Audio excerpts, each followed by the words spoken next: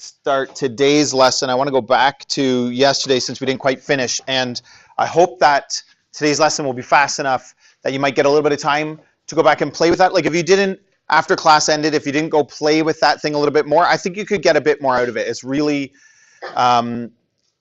easy to drag the sliders around, think about the degree, think about the sign of the leading coefficient, and sort of get a sense of the different kinds of graphs you can make. Okay? If you didn't go through that process, there could be something that comes up later in the course or later in this unit that would surprise you. You know what I mean? Like you may not see every possible iteration of these kinds of graphs, and then you may be asked to do something that you maybe was unexpected, but you could play with that little applet, and I think that would give you a real sense of what polynomial functions are like. You should have a good overall sense of what polynomial functions are like after these couple of days. And if you don't, then maybe you should come and ask so we can talk about it more. But I do want to summarize it a little bit better because we're so rushed we didn't get to summarize it much. So a linear. Here's my question for you. What's the minimum possible number of x-intercepts that it could have?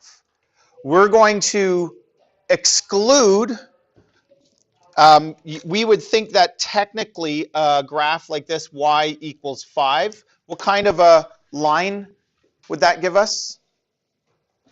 Just a flat one along the y. Yeah, horizontal line, right? So we would have called that linear, and I'm not saying it's not linear, but in grade 9 we would have just called that linear, y equals mx plus b, we would have thought about it that way. But now that we know something about degree, finally after 4 years of doing it with no context, we finally have some understanding of what degree is. Or at least I hope we do after yesterday. What's the degree of this?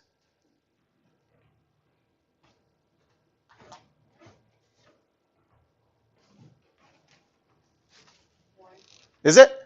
Oh, ignore the y. Imagine it's f at x, if that's what you're thinking. So another linear function, so let's say f at x, and it doesn't even have an x in it, which is weird, f at x equals 2x. So there's a typical linear function. It has a degree of 1 because the x has an exponent of degree of this one. 0. Because there is no x, so x has a degree of, or an exponent of 0, which makes it 1. Does that make sense? So a horizontal line would actually be a function of degree 0. So this would be a function of degree 1, which is odd. That's important to note. Think about all this stuff at the same time. A lot of this unit in the next is coming up with a bigger picture of what polynomial functions are like, given all the characteristics on the graph, but also as equations. So things like end behavior.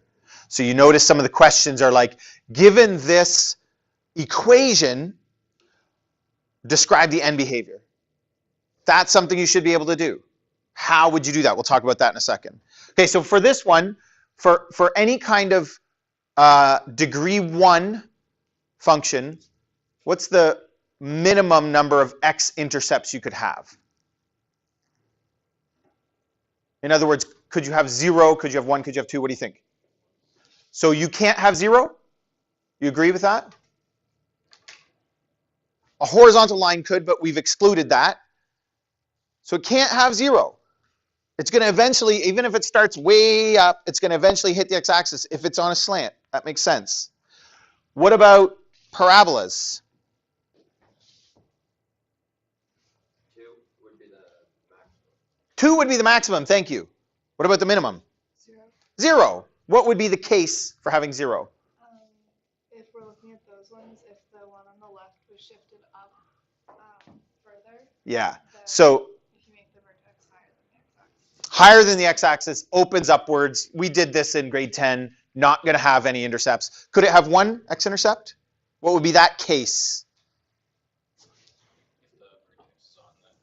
Very nice. And this is something you talked about exactly that in grade 10.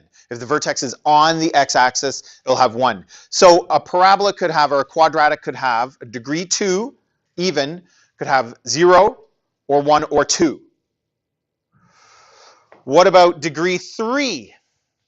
So again, ask the same question. And this is what you should be doing while you're playing with that applet, is asking yourself these questions. What about degree 4? What about degree 5? What about degree 6? We're not going to do every one of these, but come up with a pattern so that you understand for each one, and then you can extend it. And I'll give you a little hint. All odd functions or odd degree functions will be the same, and all even degree functions will be the same. It's the same kind of pattern, same kind of idea. Okay, so for a degree 3, can you have 0 x-intercepts? I see people shaking their heads. Very good. You can't, because it's always going to be one end's going to be pointing up and one end's going to be pointing down. Means that at some point it crosses the x-axis.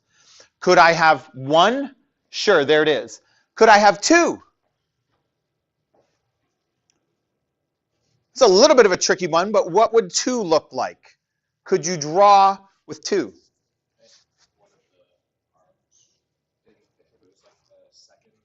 Uh-huh.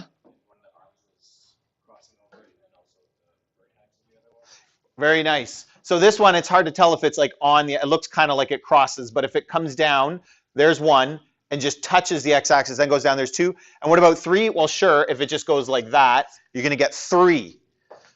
So we have a minimum of 1, but then you could have 1, 2, or 3. So what about like a degree 9? Can you extrapolate your thinking to that? 1, 2, or 3. That'd be the same as that. So degree 9, we haven't looked at it, but could do more of the blip, blip, blip things in the middle. So could it have more than 3?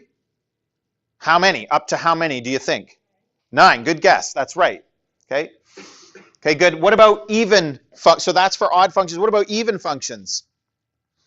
So just like a quadratic, couldn't any even function, since both arms either point up or point down, if the lowest they're actually called turning points. So if the lowest turning point is above the x-axis and it opens upwards, it could have 0. Or below the x-axis and opens downwards, it could have 0. It could have 1 if the lowest one is just on there. It could have 2, it could have 3, it could have 4. It could have any number even between 0 and its degree. Okay, so that's interesting. But then what about turning points? How is that different? So let's take a look at, well, we talked about quadratic yesterday. That one's pretty easy. Let's take a look at degree 3 cubics. It could have 0 turning points. If it has, we call this a cubic twist. We're going to talk about that more today. If it just twists, that's not considered a turning point. Okay, it's a twist. It's different. This is a turning point. So if I have a cubic and I turn once, can I only turn once for a cubic?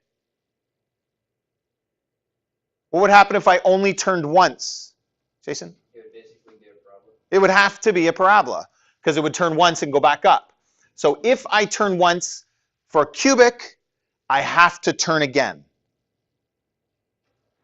So it has a minimum of 0. It can't be 1, but it can also be 2. And you see how, like, I could ask any question, list the possible number of turning points for a degree 7 polynomial.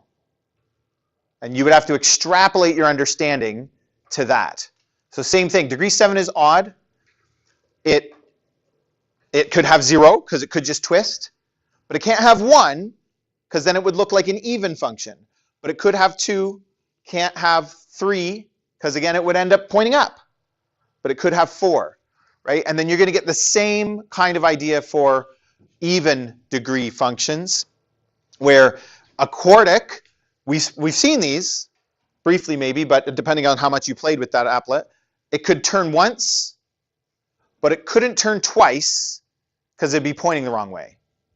Okay, so it could turn once, or 3 times, or if the degree was higher, 4 times or 6 times. You see what I mean? Like, no, sorry, once, 3 times, 5 times, 7 times. Okay, so you want to get those patterns, and if you still don't quite understand that, play with the applet a little bit is what I would say, and get to a point where it really makes sense to you. That's what you want to get out of that. So then how would I answer that question? What are the possible number of x-intercepts, or or what's the end behavior, I should say? Let's start with that one. of a function where you're given the equation. So you're going to get the degree so that you know the end behavior is either like this, right? What kind of function has a end behaviors like this? If it's odd degree. See, this is why degree is important all these years, because degree tells us something about the nature of polynomial functions. Tells us what it kind of looks like. And if I'm like this, it's going to be even.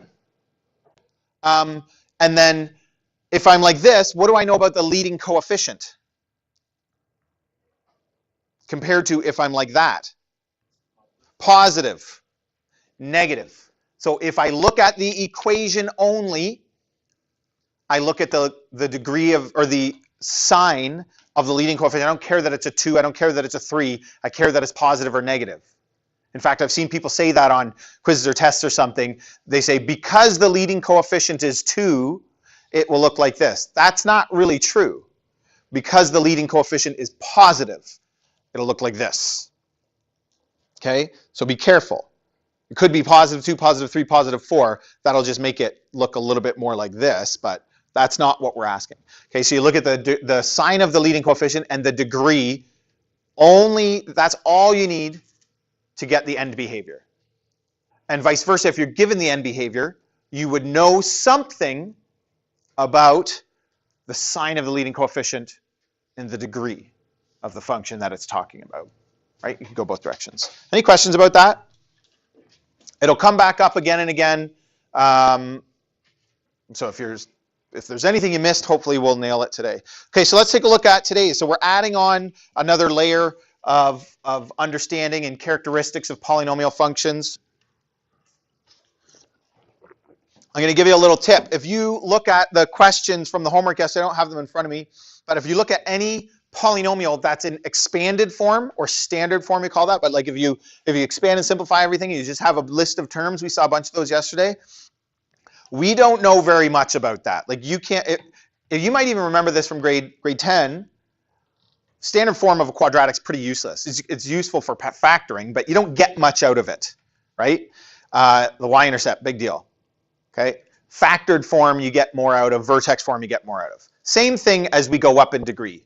When it's in expanded form, not very useful. I can see the degree and I can see the sign of the leading coefficient, but that's it. Okay, and that tells me something, but not enough to have any idea if it looks like, without a lot of practice and work with this. And so in this course, we're not really going to worry about it. Does it look like that? Does it look like that? Does it look like this with a twist and a turning point, or does it have multiple turning points? We don't, it's really hard to tell. Okay, so that's a little tip. So factored form, which we will eventually learn how to factor and put them into this form, but we don't know how to do that yet beyond quadratics. Obviously, we know how to factor quadratics. Factored form, we can determine more from that. Okay, so somebody tell me something about that first. We might want to. We'll see. Take a look at that. Can anybody tell me anything about this graph? It's linear, thank you. I think it's funny how, since we're talking about polynomials, we think it's complicated and we forget the little things. That's a grade 9 graph. So can anybody tell me something else about it? Nice, I like that. Yeah, that's grade 12 characteristic.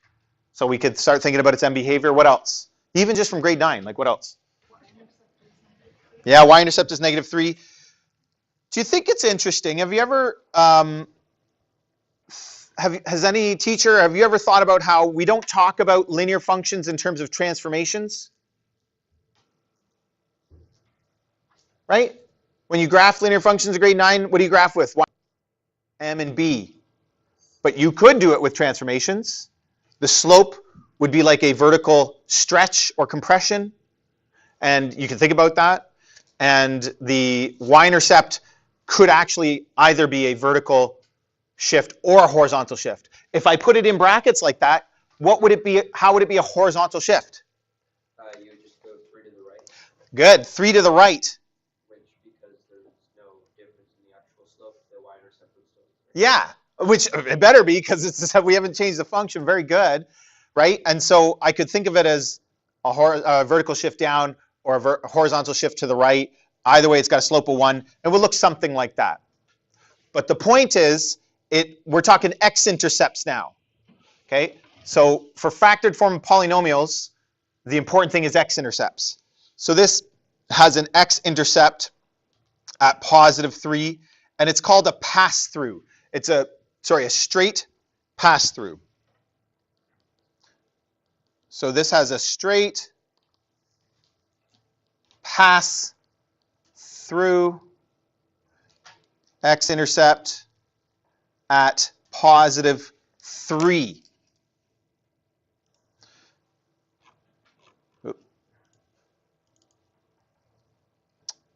I think it's this one. I don't remember.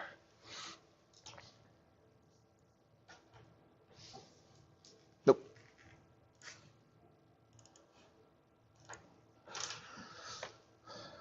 So I want you to take a look and see what happens with this little demo. There's that graph. Okay. What if I increase the exponent? So see what I've done? I've increased the exponent only, and I can increase it more, 3, 4, 5 down to 0. But 1, 2, 3, see how that's just changing the exponent? So it's 1. There's my pass-through. What happens at 2? So I want you to think about what this graph is, x minus 3 all squared.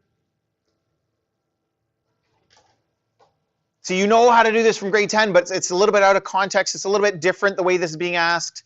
It's not in the bigger picture of a quadratic unit, so we might forget.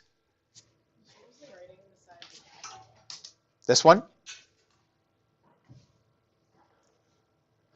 What do you think? That's technically vertex form. It's just missing some of the transformations because it doesn't have them. So it's a parabola that's been shifted to the right 3, but it has no vertical stretch of compression, no horizontal stretch of compression, and no vertical shift, right? So if I go back to this, I'm going to get rid of that one. There we go. I'm going to increase my thing, and look what happens. See how the x-intercept didn't change? Think about what an x-intercept is. X-intercept occurs when y equals 0. For this equation, how does y equal 0? When the whole bracket is 0. When is y equal to 0? When the whole bracket is 0. What if I go up in degree? It's going to be the same thing. When the bracket is 0, the only thing cubed is that 0 is 0. When the bracket's 0, the whole right side will be 0, so y is 0. In this form, because it's factored form. I hope that makes sense. So for all of these, even though I'm changing the degree and ultimately changing the function fairly drastically, the x-intercept's not changing because that bracket stayed the same, and that's what has to be 0. We know this about quadratics. Factored form of a quadratic is how we solve equations, set them equal to 0 like that we're familiar with. Okay, so going back here, this still has, but the x-intercept is different. Like it's the same number, sorry, but when it's linear, see the function passes straight through it. It starts above, or actually this one, we should go left to right. So it starts below and ends above. When I go up to 2, it starts above, x-intercept, still above. That's really important. So this one, I'll do a quick sketch.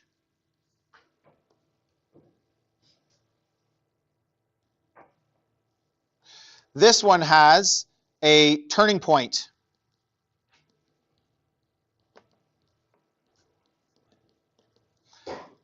X-intercept at 3.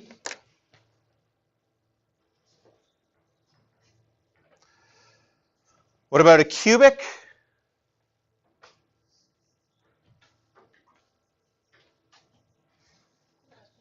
When you have a straw grass, if you have to do one test or anything, are you ever picky about like having to put arrows on the graph? When we start sketching, which we will do some of today, I'll tell you what's sort of necessary. Sketches are very different from graphing. We do more sketching in this course than you've probably done in the past. So things like arrows are still important, things like labels, but scale is less important. And perfect accuracy is less important. But this is just like, we're just drawing like tiny little pictures, so that's why we're not worrying about it as much. Okay, so next one, I hope everybody's got that down. If I go up to 3, what do you think will happen? So it looks like a cubic graph, but it passes, again, it's a pass-through, but it still kind of looks different at that point. It looks like a cubic graph at that point. And I want you to also, before we move on, take a look at the equation. When I expand this bracket, I get a jumbled mess, right? Watch what happens if we go up even bigger. Oh my goodness, like it gets really nasty, and then up to 5, right? I get all these terms that we could figure that out, and we'll learn a couple of tricks along the way to help us figure it out more easily, but it would be a pain to expand x minus 3 all to the 5, right? It would be a little bit of work, and we don't really care that much about it right now. My point is just, in expanded form, it's like a disaster. Like you look at it and you're like, I don't know anything about this graph.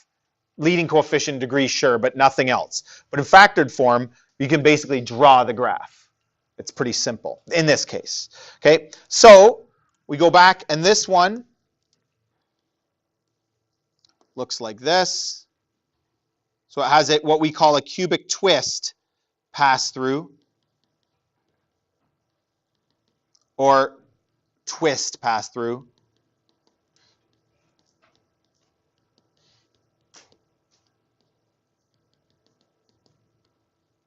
Still at 3. X-intercept didn't change, but the nature of the function around the x-intercept changed. If you went up to a degree 4, what do you think would happen? It would still be a turning point, but it would be a little bit flatter, just like we saw yesterday, hopefully, that quartic functions are. They look like parabolas, but they have a flatter bottom. And up to degree 5 would be similar. It looks like a cubic, but has a flatter twist. Okay? But we don't differentiate. So if you had a degree, or yeah, like a degree 4 or exponent of 4 on it, you would just call it a turning point. You wouldn't call it like a quartic turning point. Does that make sense? And you wouldn't call it like a degree 5 or exponent 5 twist. You can still just call it a cubic twist or a twist pass through.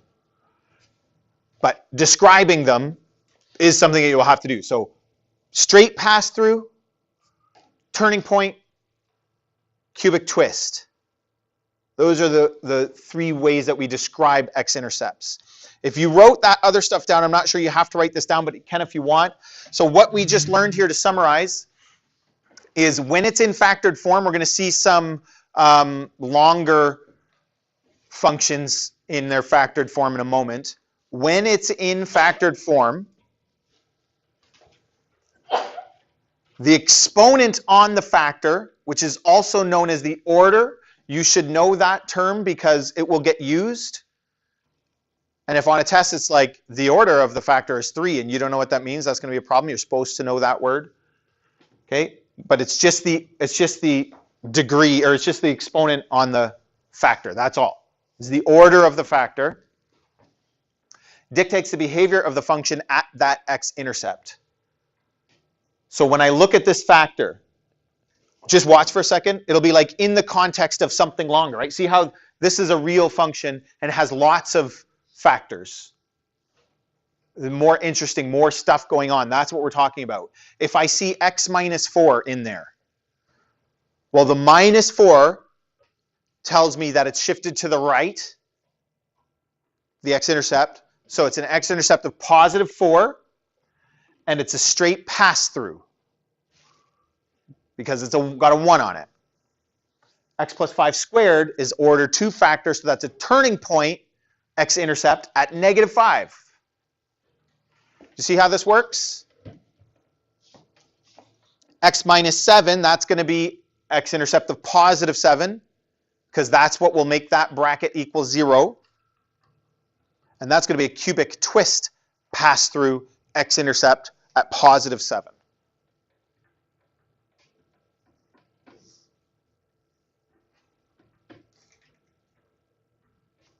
Any questions about that? Are you sure?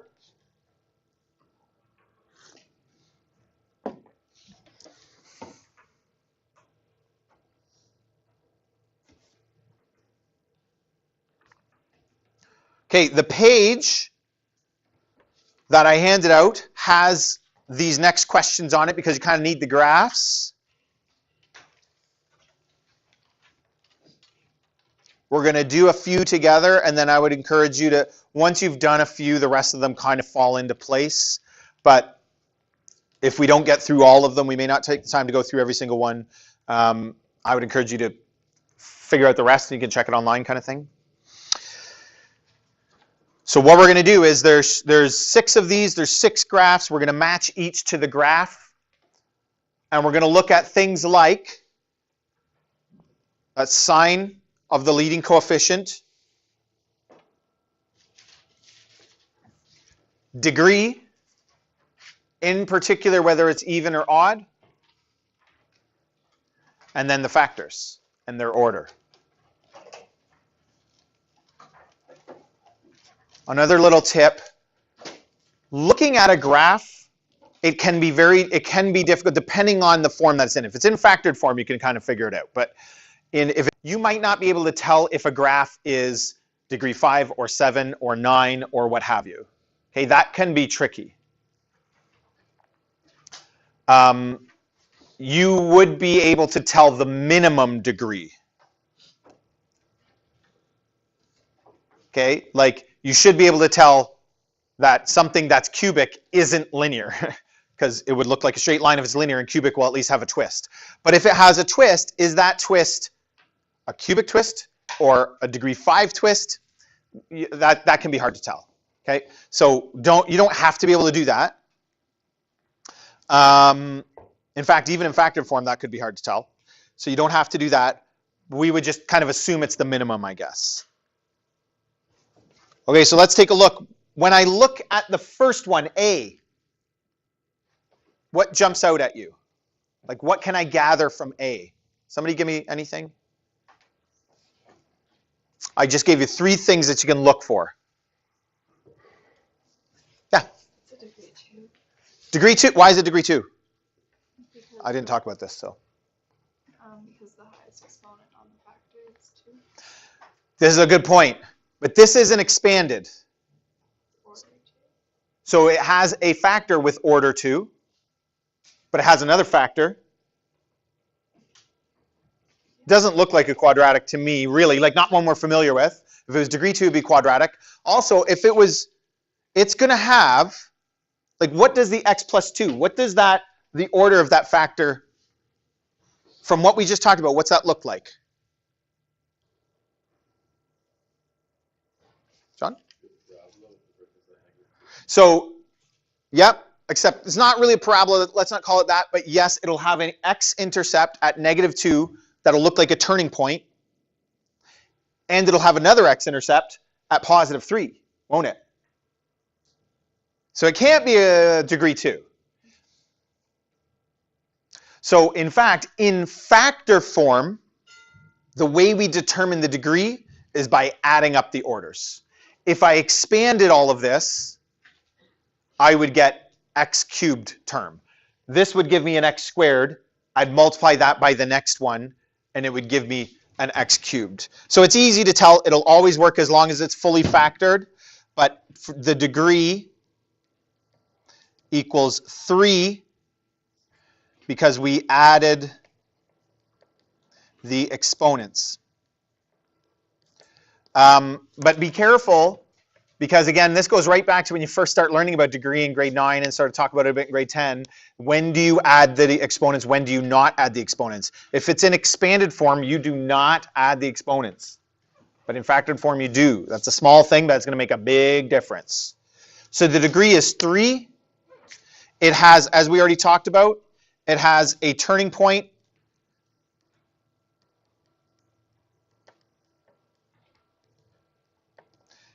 X-intercept at -2 and a straight pass through.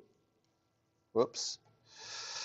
through X-intercept at positive 3. And is it, so it's odd, and it has a positive leading coefficient.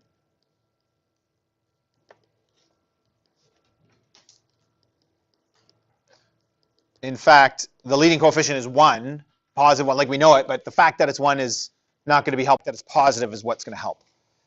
Can I match that to one of these graphs? Take a look at the 6 graphs. Which one do you think it is? Number 5. So it's definitely positive. -2 and positive 3, turning point. And we're going to do this. You would even be able to draw it, and people might ask questions like, how do you know if it's a turning point below or a turning point above? The only way you can make it work, given the fact that this one has to be down here and this one has to be up here, is if that turning point happens below. Like there's only one way to make it work. So if you're asked to sketch these, it's not like, oh, mine might look different from somebody else's. No. Okay. Okay, let's try the next one. Go ahead and you think about it. See if you can figure out what graph it is.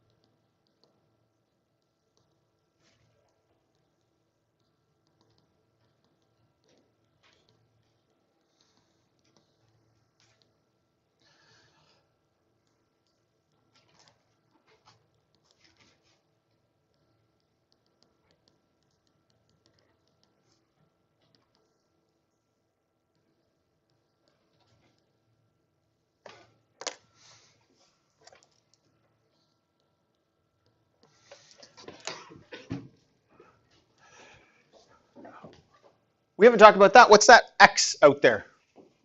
What's that going to do?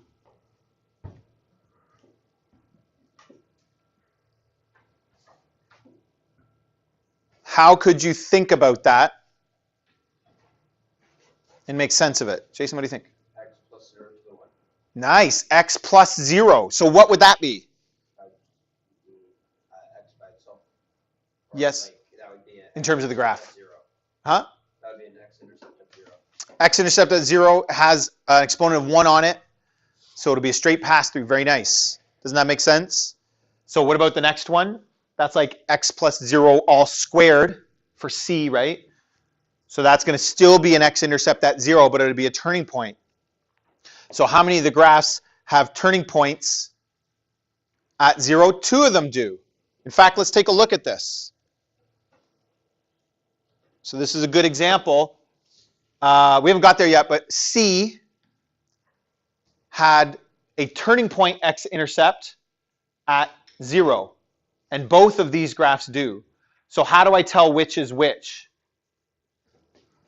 Like that's what's the same about the graphs. What's different about the graphs?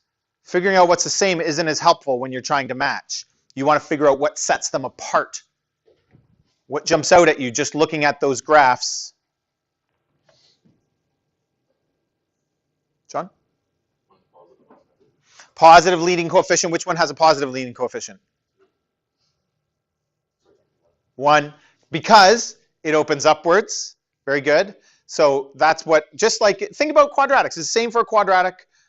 And we know that, how do you tell if it points up, the A value is positive or negative, right? So, and then 2 has a negative leading coefficient because it points same. What else is different? Let's see. 1, 2, 3, 4, 5, 6, 7. 1, 2, 3, 4. Assuming that these are counting by ones, which you are allowed to assume that. This has an X-intercept at 7 and 2, and this one has an X-intercept at 4 and 3, negative 4 and 3. So the other X-intercepts are different. But what if they were the same? You'd have to look at the order. Or although in that case they're the same, this is a twist and that's a twist, and this is straight pass through and that's straight pass through. So you'd have to look at where those intercepts are. So I wonder, and what else do I know about what's true of both of them? What's their degree? Looking at the graph of 1 and 2, what's their degree? See, this is what I'm talking about from yesterday, how you should, the end behavior and the degree, they go together. So you may not, sorry, I'm not even asking for the number. I'm just like, is it even or odd? What do you think? What do you mean 4? The degree is 4? These are both even. Stop there, just so that answers my question. Good. That's a question that I'm asking. These are both even degree. Awesome. Now you're asking about B? We're looking at 1 and 2 for a different reason. Not because we think it's the answer to B. But thank you, yeah. Because B has a degree of, and as far as you know, these don't?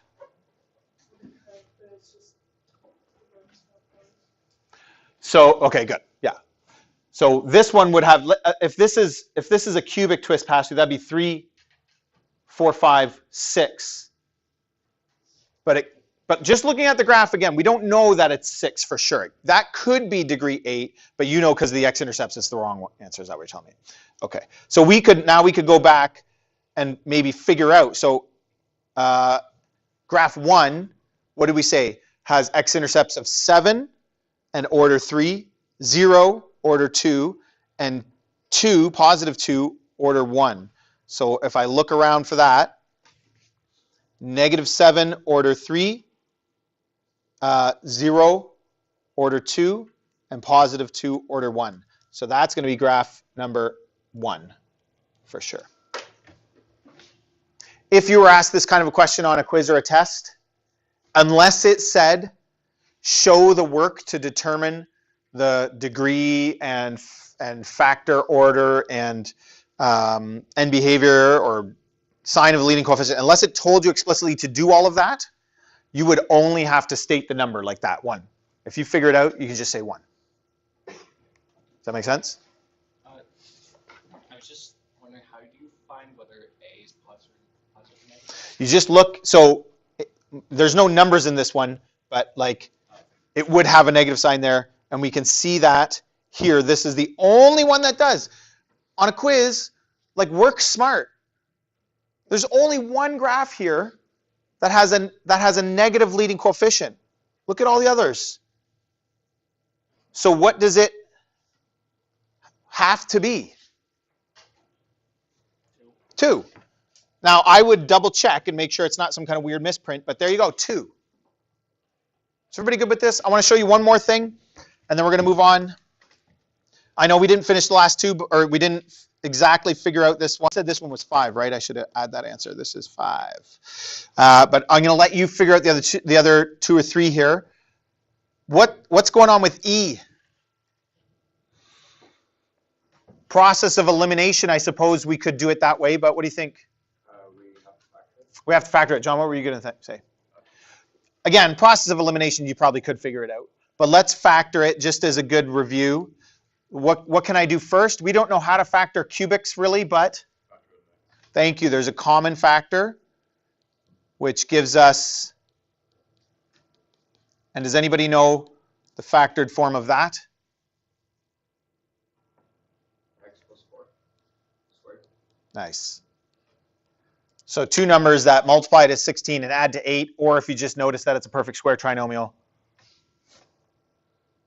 So that has 2 X-intercepts. One is a turning point at -4. One is a straight pass-through at 0. I'll let you think about which one that would be.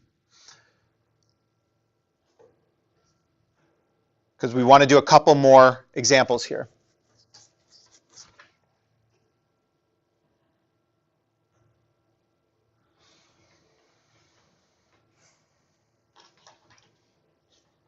You don't have this, so you can just write it down on another piece of paper. Doesn't have to be graph paper. We're going to sketch. We're not going to graph.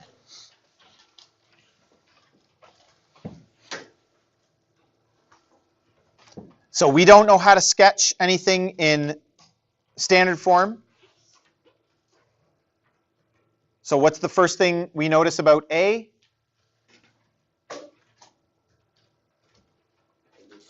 It also needs to be factored. Why don't you go ahead and try that?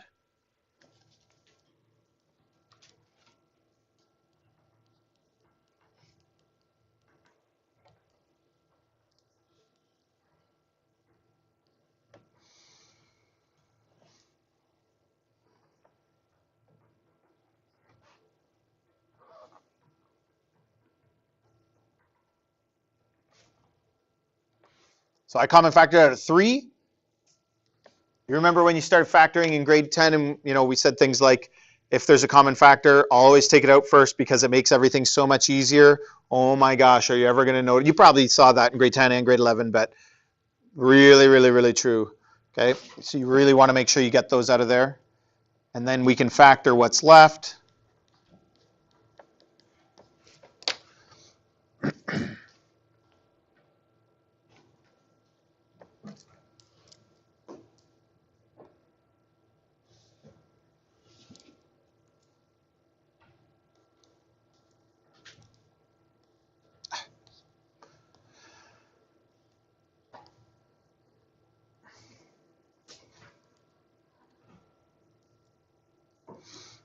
And I got that, 3 times x plus 4 times x minus 2.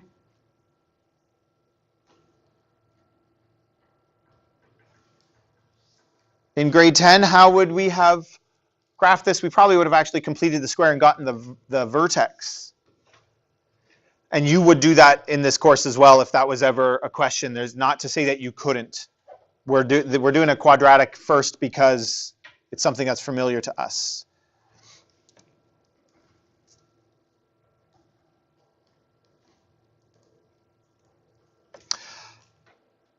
So where are my x-intercepts? This is a straight pass-through at -4. So -4. And a straight pass-through at +2. So I mean whether one is exactly double the other is not as important, but you want to have things somewhat to scale. And I know that the end behavior, quadrant 2 to quadrant 1, they both point up because the leading coefficient is positive. Where exactly is the vertex in this context? I'm not worried about that.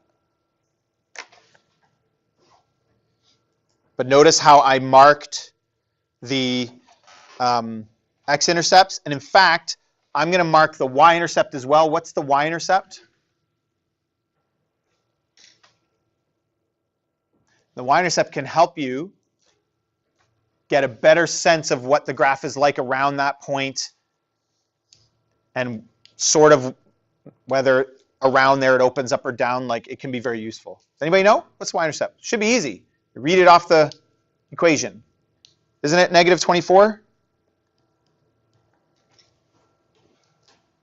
If I let x be 0, what do I get?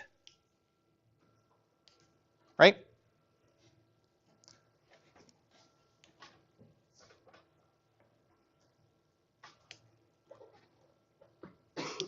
We okay with that? I'm going to move on to the next one. And I'm going to list some of the details for this one because it's a cubic, it's a little bit trickier. So this has a straight pass-through, x-intercept at -3. It has a turning point.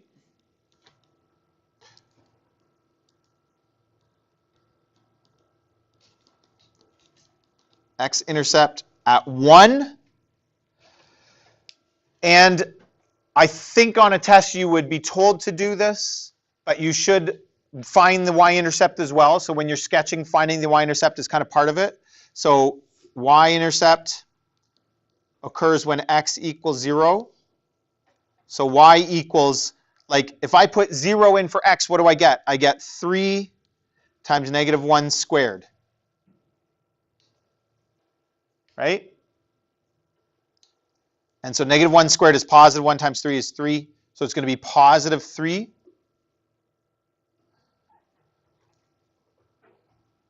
So now I'm going to sketch this. And I would at least use a ruler, but I can't really use a ruler on my computer, unfortunately. So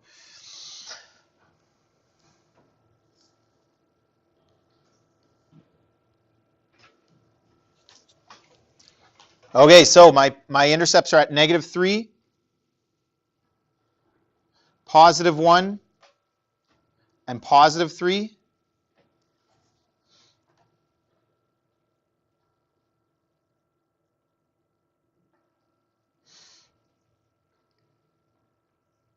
And what the last piece of the puzzle, I think you could kind of draw it at this point pretty well because of the y-intercept.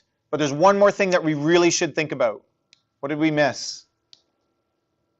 That we've talked a lot about over the last 2 days.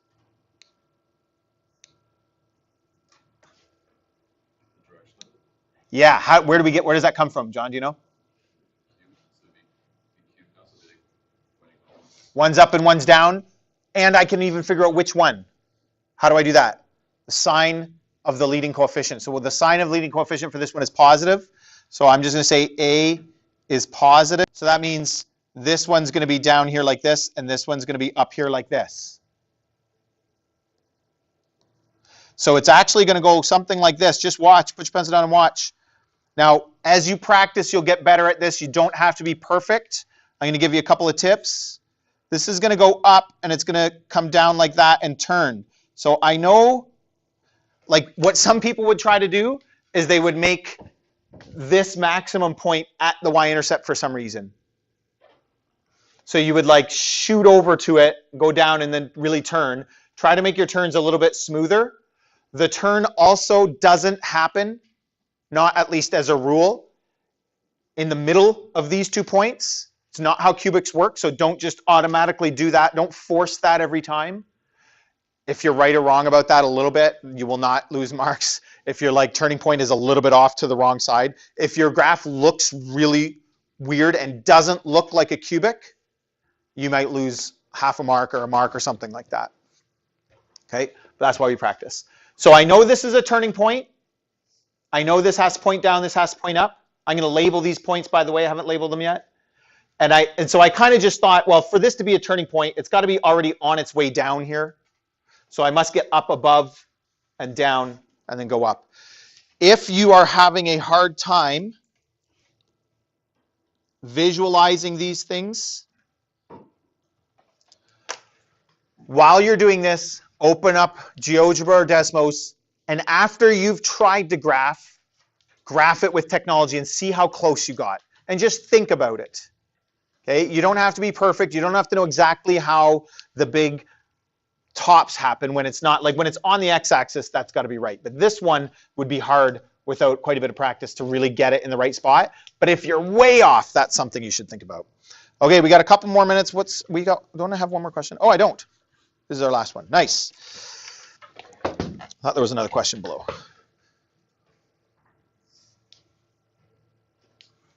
So the big picture here today is looking at an equation in factored form, getting as much detail out of it, as much characteristics about the graph so that we can do a somewhat accurate sketch of it.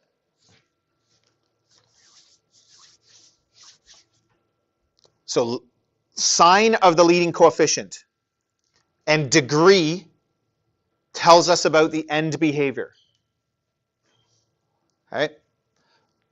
The degree and but more specifically the order of the factors tells us about the X-intercepts.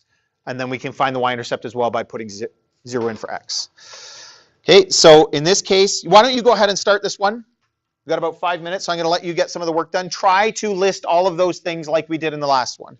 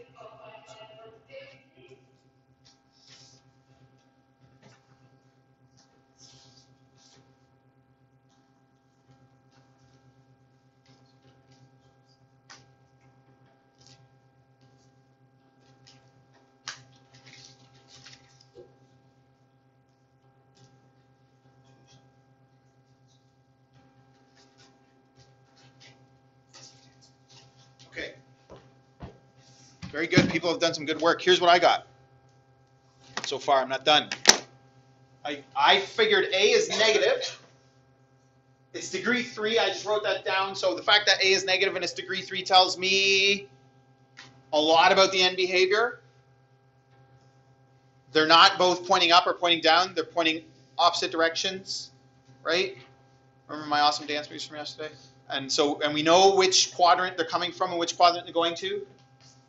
I figured out the x-intercepts. They're all straight pass through at 0, positive 5, and negative 1. And if I have an x-intercept at 0, I have a y-intercept at 0, right? But you could do that if you sub 0 in for each of these. Well, the 0 multiplied through everything by 0 doesn't matter. You don't even have to do any of that work. It's 0, right? And you could still show it for sure, show the substitution, but I wouldn't do any of the work, is what I mean. And then, so I've got my intercepts. Now, how do I figure out what it actually looks like? Well, the fact that it's negative, again, means it's going like this, up here, and down here, right? I know at least that much. So I'm going to go like this, and these are close together, so they're going to be kind of like that, and then like that.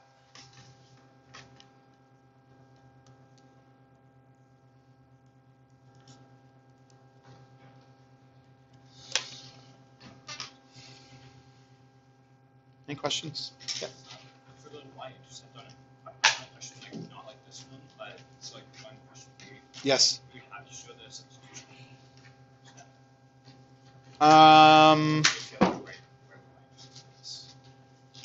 I would show the substitution. I would show it at least the way that I did it. Show something. Yeah.